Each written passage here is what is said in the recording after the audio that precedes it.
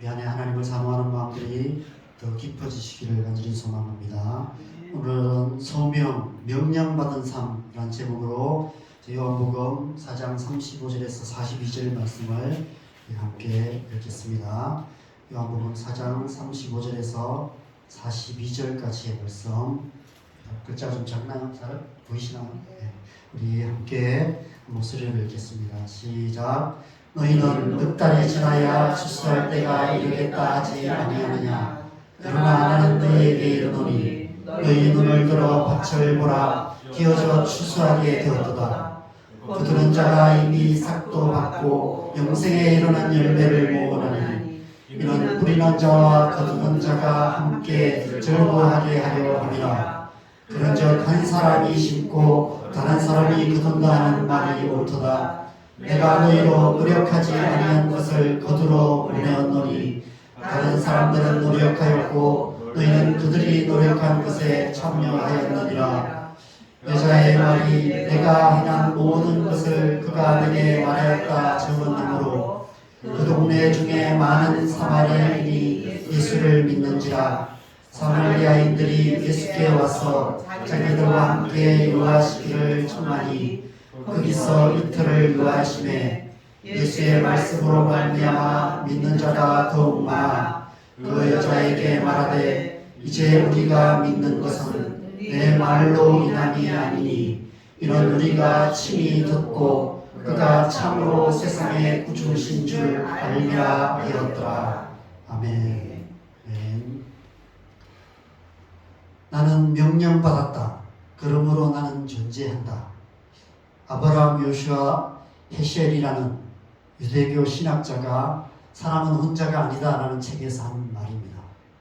아주 단순한 표현이지만 우리가 이 땅에 존재하는 이유, 살아야 하는 이유를 이보다 더 잘 표현할 수 있을까 이런 생각이 듭니다.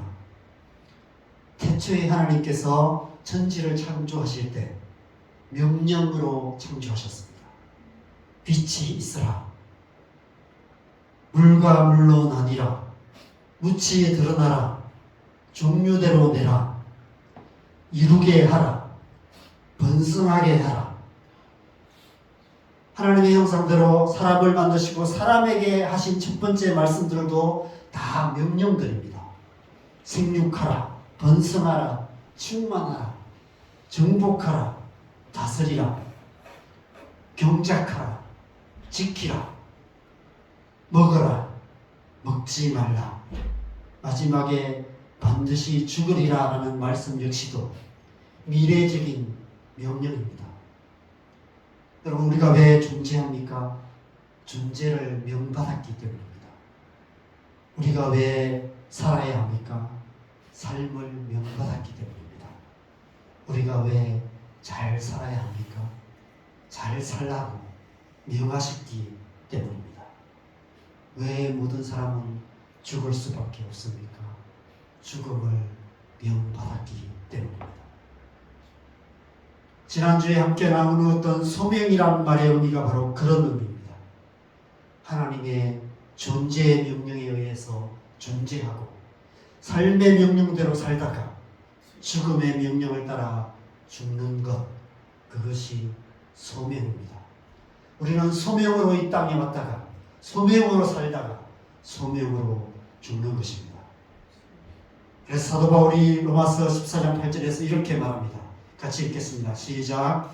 우리가 살아도 주를 위하여 살고 죽어도 주를 위하여 죽나니 그러므로 사나 죽으나 우리가 주의 것이다. 여러분, 이 고백이 저와 여러분의 고백이 되기를 소망합니다.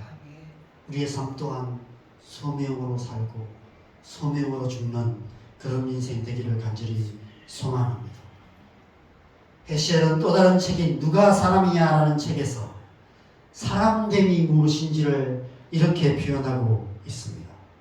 사람은 하나님의 꿈과 계획을 함께 품고 해산의 고통을 겪는 존재이다. 사람은 세계를 구원하고 땅과 하늘을 화해시키는 하나님의 꿈을 함께 꾸는 존재이다. 사람은 하나님의 형상이며 그 그분의 지혜, 정의, 사랑을 반영하는 인류에 대한 그분의 꿈을 함께 꾸는 존재이다. 좀 말이 어렵게 되어 있지만 쉽게 말하면 사람됨이라는 것은 하나님의 꿈을 위해 사는 것, 그것이 사람됨이다 라는 의미인 것입니다. 자기 마음대로, 자기 하고 싶은 대로 내 마음대로 살아가는 삶이 아니라 하나님의 꿈을 함께 꾸며 하나님 나라를 꿈꾸며 살아가는 것이 사람이다라고 말하는 것입니다. 하나님의 나라와 의를 구하는 삶, 이 세상에 있는 것들을 사랑하지 않고 오직 하나님의 뜻을 행하는 삶을 살아가는 것, 그것이 참된 사람됨이다라고 말하고 있는 것입니다. 언젠가 사람은 사람으로 태어나 사람이 되어가는 존재다라는 것을 말씀드린 적이 있습니다. 여러분, 사람은 태어날 때부터 이미 사람입니다. 그러나 사람답게 되어가는 긴 시간들이 필요한 것입니다.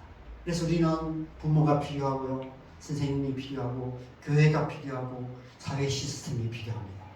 이러한 세상 속에서 우리는 사람으로 태어나 사람이 되어가는 것입니다. 사람이라고 다 사람은 아닙니다.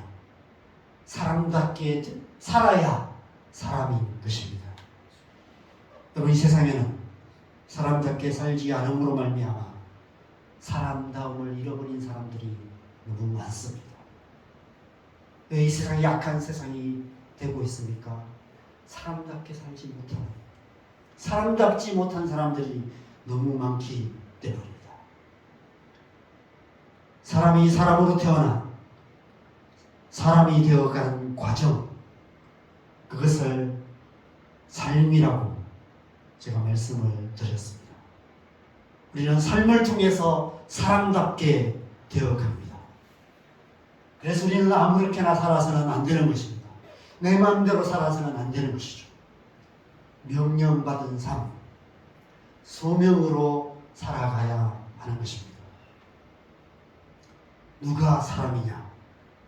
사람답게 사는 자가 사람입니다. 명령받은 대로 소명의 삶을 사는 자가 사람인 것입니다. 헤셀의 표현대로라면 하나님의 꿈을 함께 꾸며 하나님의 꿈을 이루어가는 삶을 살아가는 자, 그런 자가 바로 사람인 것입니다.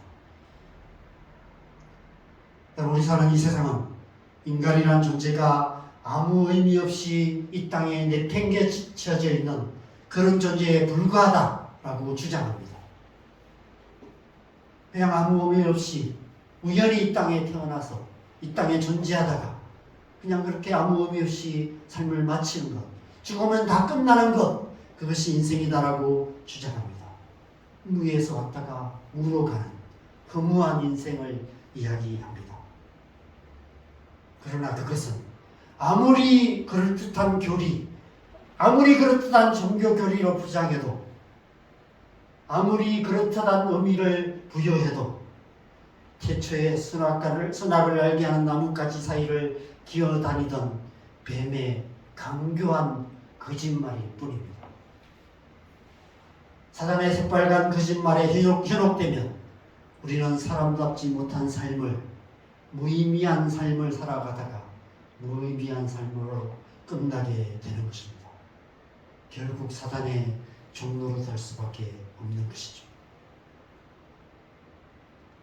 여러분, 우리는 나름의 의미 있는 활동들로 스스로 의미를 부여하는 존재가 아닙니다. 우리를 의미 있게 바라봐주는 다른 사람의 눈빛들, 그런 시선 속에서 의미를 찾는 존재가 아닙니다. 많은 사람들이 그런 것 같아요. 저도 그런 것 같아요. 나를 다른 사람이 어떻게 바라봐주는가, 나를 의미 있게 바라봐주는 눈빛, 그런 눈빛 속에서 나의 존재 의미를 찾으려고 애쓰는 것 같습니다. 그래서 많은 사람들이 인정받으려고 애쓰고 그렇게 살아가려고 애쓰는 것 같아요.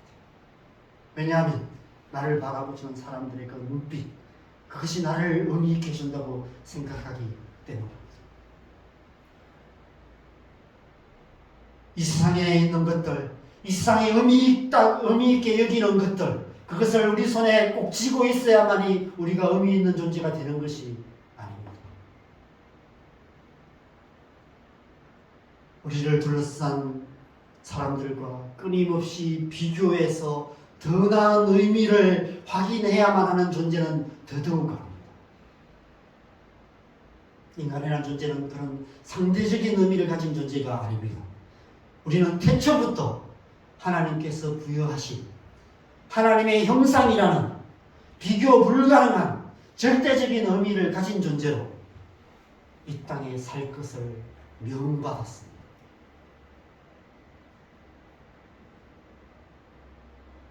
우리의 문제는 아주 단순한 것 같습니다.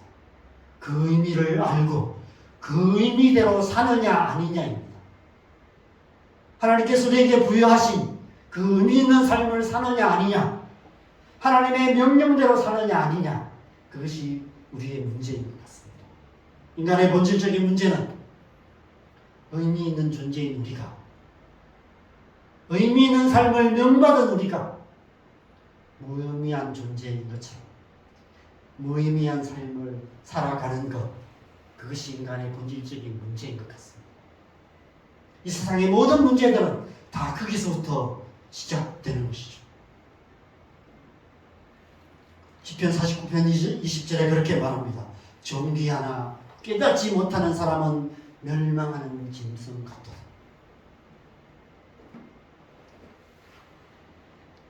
여러분, 오늘날 너무 많은 사람들이 무의미함으로 고통하는 삶을 살아가고 있습니다. 수많은 청년들이 세상 재미에 중독된 삶을 살아가고 있습니다. 하나님이 주신 고귀한 인생을 허비하는, 허송세월하는 그런 삶을 살아가고 있습니다. 어떻게 우리는 무의미함으로 고통하는 이 세상 속에서 이 세상 재미의 치명적인 유혹에 현혹되지 않고 참으로 의미 있는 삶, 참다운 사람다운 삶, 그런 삶을 살아갈 수 있을까요? 어떻게 우리는 허송세월하지 않고 하루하루를 알차게 살아가므로 진정한 사람됨을 이루어갈 수 있을까요? 지난 몇 주 동안 우리가 이름조차 모르는 사마리아 우물가의 여인을 함께 만나보고 있습니다. 지난주 말씀에서는 물동이를 버려두고 마을로 달려가는 그 여인의 뒷모습을 우리가 보았습니다. 여러분, 그 여인에게 달라진 것이 무엇이 있습니까? 달라진 것이 별로 없어요. 단지 예수님을 만났다는 것, 예수님과 몇 마디 대화를 나누는 것 외에는 아무것도 달라진 것이 없었습니다. 그 여인의 처절했던 과거가 바뀐 것이 아니었습니다. 그 여인의 비참한 삶의 현실이 나아진 것도 아니었습니다. 그럼에도 불구하고 그 여인은 완전히 다른 여인이 되었습니다.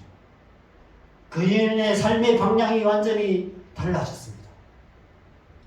물동이를 이고 날마다 야곱의 우물을 향하던 삶이 물동이를 버리고 마을로 달려가는 삶으로 삶의 방향 전환이 일어났습니다.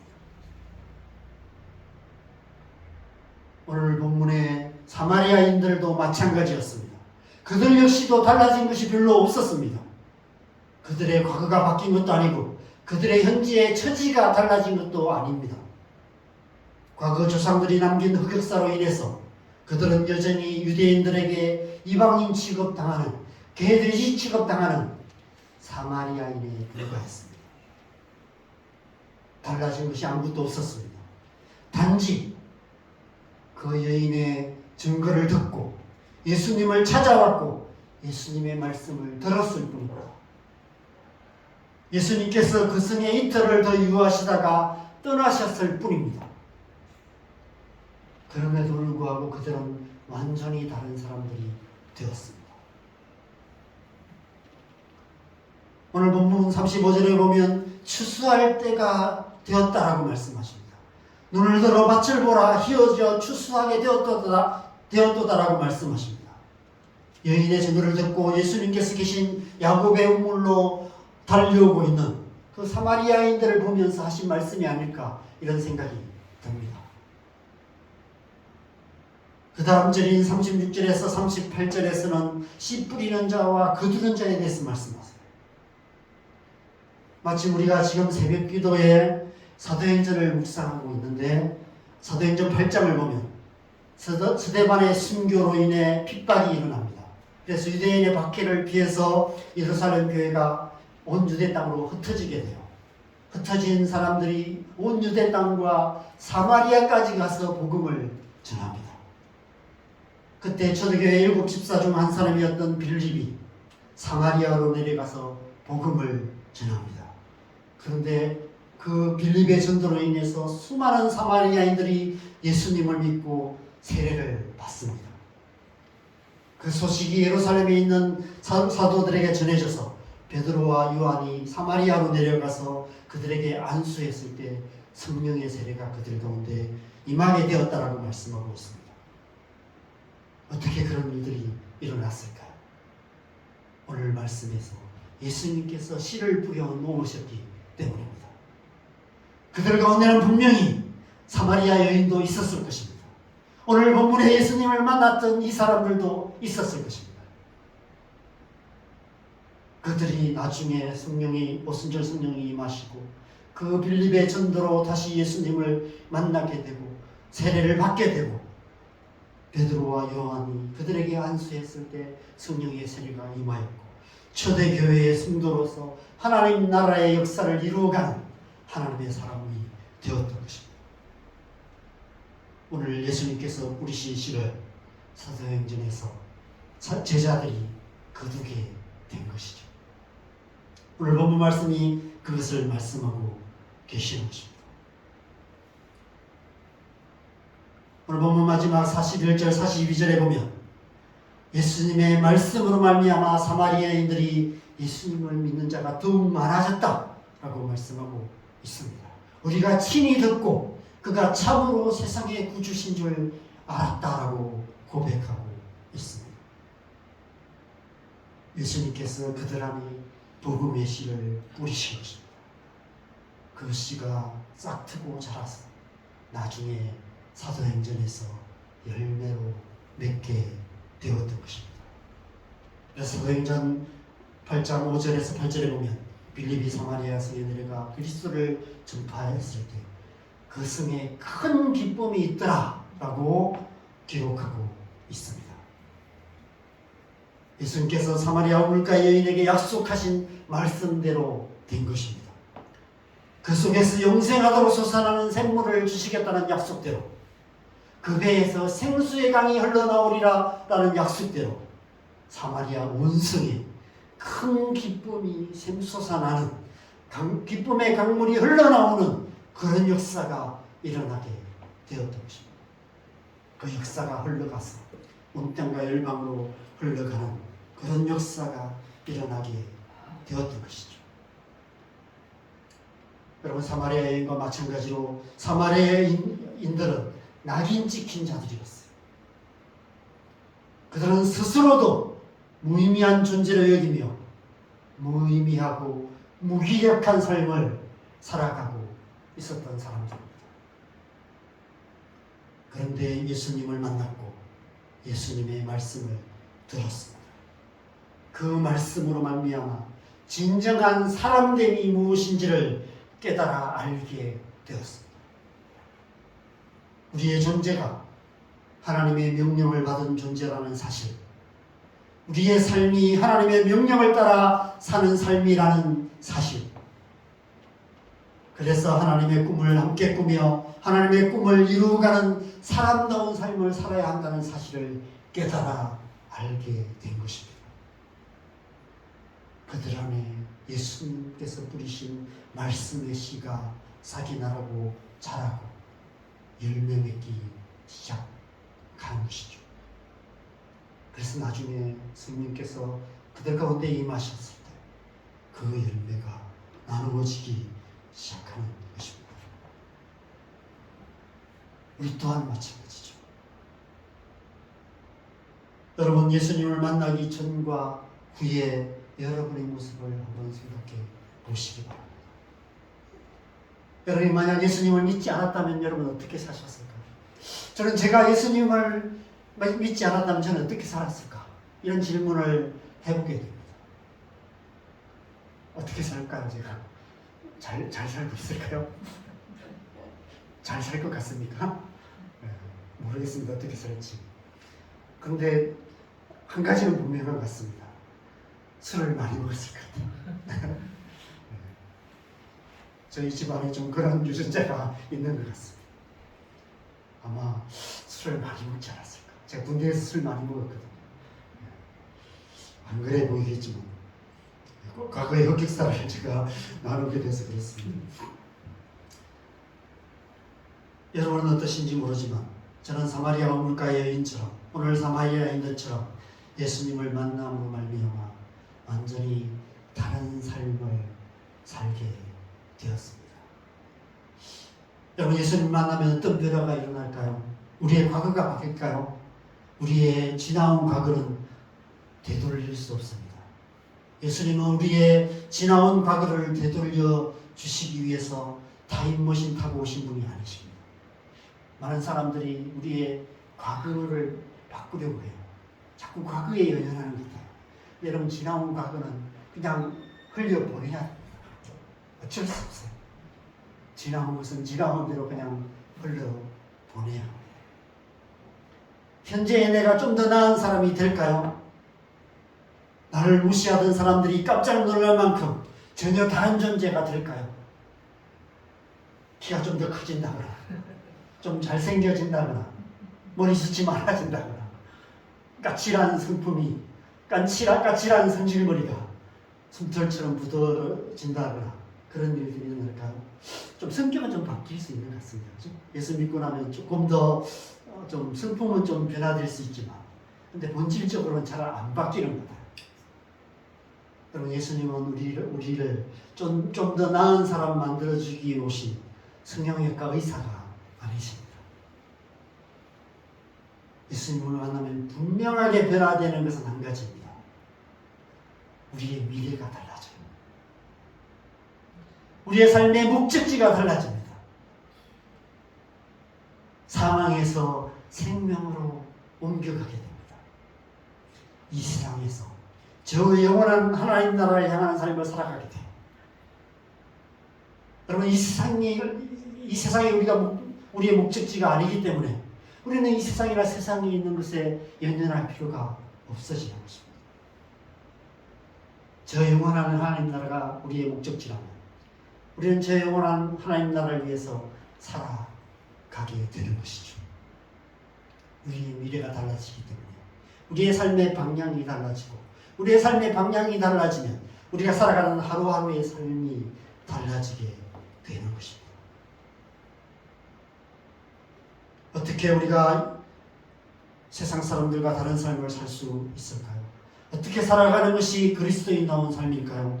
무조건 교회 생활 열심히 하면 될까요? 기도 열심히 하고 말씀 묵상 잘하고 예배 생활 잘하고 열심히 전도하고 물론 그렇게 살아가는 것이 중요합니다.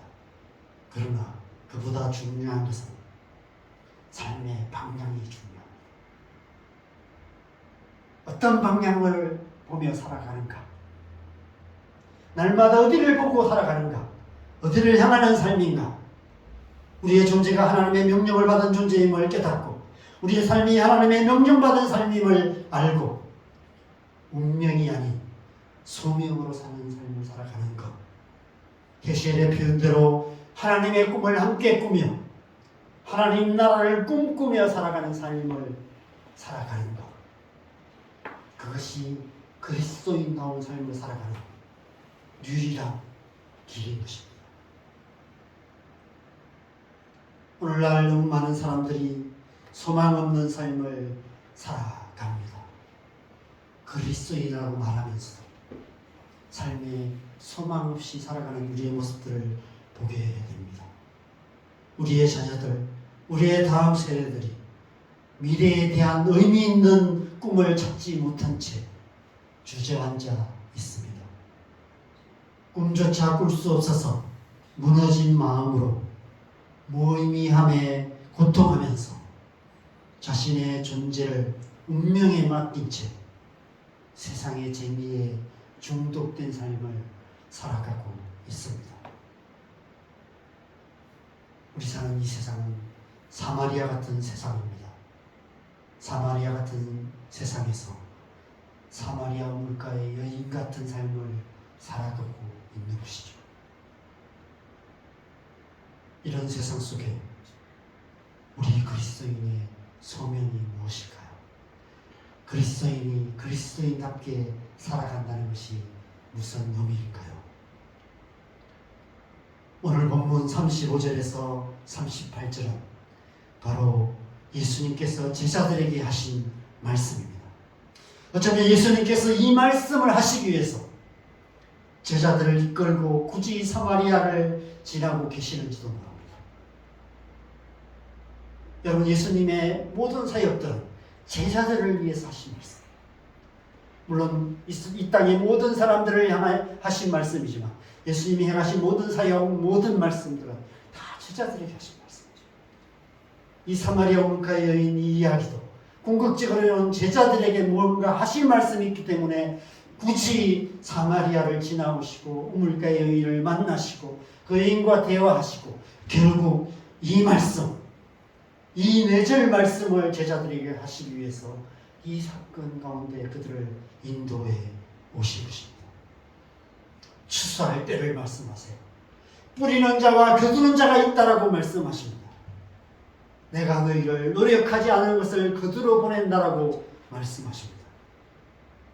바로 제자의 소명, 이 세상을 사는 그리스도인의 소명이 무엇인지를 말씀하시는 것입니다.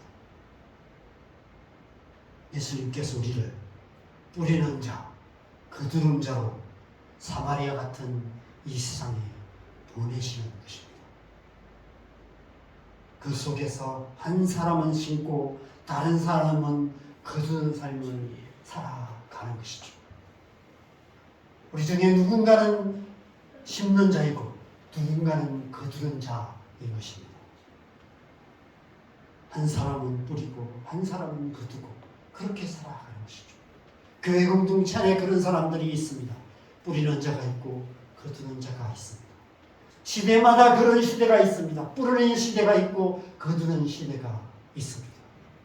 우리의 개인의 삶에도 뿌려야 될 때가 있고 거두어야 될 때가 있는 것이죠.